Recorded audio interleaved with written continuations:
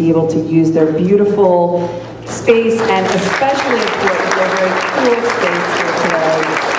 And it's so great to see a room full of people, and I hope you're enjoying the cool as much as I am, because boy, it was toasty even at 10 o'clock this morning. And there are so many others here at the church who have been really helpful this morning, and TJ's has a wonderful lunch for you all here today. We've got some very special guests for you. So without further delay, I will introduce our congressman here in Hopkinton, Joe Kennedy.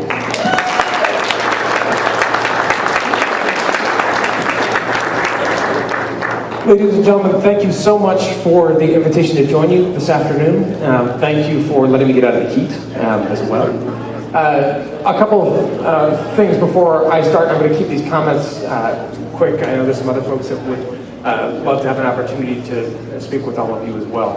So first off, to Representative Dyckman, thank you. It is always a pleasure to be with you. Thank you for your service. Thank you for your commitment to our Commonwealth and our country. I've told some of you this story. I'm going to tell it again, so forgive me. But I remember in my first race, coming out to Hopkinton campaigning, and we were driving down the street, and out in front of a house were three different political signs. One was for Mitt Romney, one was for my Republican opponent, and the other one was for Carolyn Dyckman.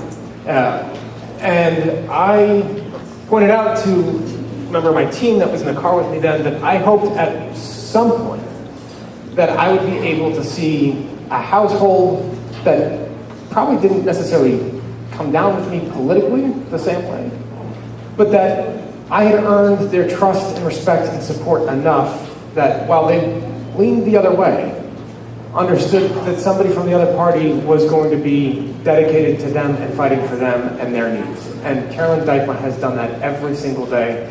She is a star in the State House. She's an incredible local partner for me, and she's, I think, sets the bar as to what public service and elected representation is supposed to always be about. So, Representative, always an honor to be with you. Thank you so much for having me.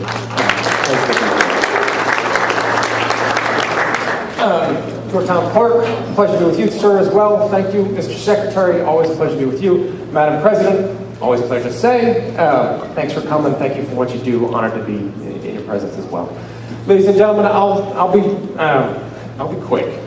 I did want to take a quick moment, though, to just touch on a couple of issues. We in Congress have been out of Washington now for the past couple of weeks. I head down to D.C. next week, and we have a very full agenda. It's not probably going to be a surprise to many of you. It's not the agenda that I would necessarily have picked, but it's the agenda that we confront. An agenda with regards to our Senate partners for the confirmation of a potential Supreme Court justice, with the disclosure of only a fraction of the documents that he has worked on over his time in government. It is a deadline that is coming at us on September 6th in a court case that could be devastating for the health and future of the Affordable Care Act. It is continued attacks on Medicare and Medicaid. And remember, on these fights around health care that we've had, what that focus has been for a Republican Congress in Washington has been consistent targeting of a Medicaid program. Some of you I know are intimately familiar with that program, but to just crystallize it, they tried to cut it by the tune of over $800 billion. Medicaid is the largest payer in the country of mental and behavioral health services. So in the midst of an opioid epidemic, trying to destroy the foundation of addiction treatment facilities across the country is not what we should be doing. And two, Medicaid is the largest payer of long-term care in our country. So when you hear Republicans talk about reforms to our Medicaid system, when you see that they've passed a tax bill that is going to add $1.5 trillion to our deficit minimum over the course of the next 10 years, understand the way that they're going to come around and try to address that deficit is by going after Medicare, Medicaid, and Social Security. And they're coming at Medicaid first. And that comes down across all of us, across our healthcare system, and across, largely, seniors. And so these are the fights that we're going to confront over the course of the next several weeks. We've got a budget that our federal funding expires at the end of September. This is going to be a big fight with regards to how we set the fiscal environment for the next year and whether we have a White House that's willing to work with us. which I hope they will. That is up to the president, and unfortunately sometimes there hasn't been a strong level of cooperation there as we would like. I say all of that to try to say to all of you, one, thank you for the honor of being able to represent you in Congress over the course of the last 2 years, and to ask you, one, to remember that September 4th, next Tuesday, is a critically important election in Massachusetts. It's our primary elections for both sides of the ballot, Democrats and Republicans. But to make sure that over the course of the next weeks and months ahead, as we build from September 4th through November, that all of you are out there casting your vote. It is so critically important for us, particularly at these times as uncertain and as politically charged as they are, that your representatives understand exactly where your views are, where you stand, and how we can make the changes we need in order to best represent you. I'm honored to have that opportunity. I'm grateful to be here again with an incredibly talented group of dedicated public servants. Thank you for having me. Stay cool today, and good luck. All my best. Isn't he great? Isn't he great? Thank you, Congressman, for coming. Now I have the honor and the privilege of introducing the Secretary of our Commonwealth, Bill Galvan. A lot of what I have to do is about elections, and I'm very proud of the fact that in Massachusetts we've had very honest, accurate elections.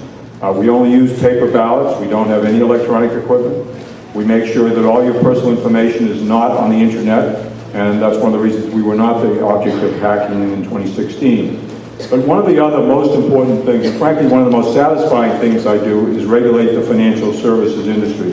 And what that is all the entities that have responsibility for your money. And everybody is at risk in the marketplace for money, because everybody, even if they're not invested in the stock market, maybe their pension fund is, or some other fund they have is. And we've been able to root out fraud when it's occurred here in Massachusetts, and indeed pointed out around the country, and get back for people in Massachusetts, back in their pockets over $50 million next Tuesday, the day after Labor Day. And because your representative and your senator do such a wonderful job for you, nobody's running against them. But they are running against me and and Congressman Kennedy as well. And so we need you to come out and vote on the 4th. And I'm asking for your support on the 4th, and I hope to have the opportunity to continue serving you into the future. I'm very proud of the work I do. I want to keep doing it for you. Thank you very, very much.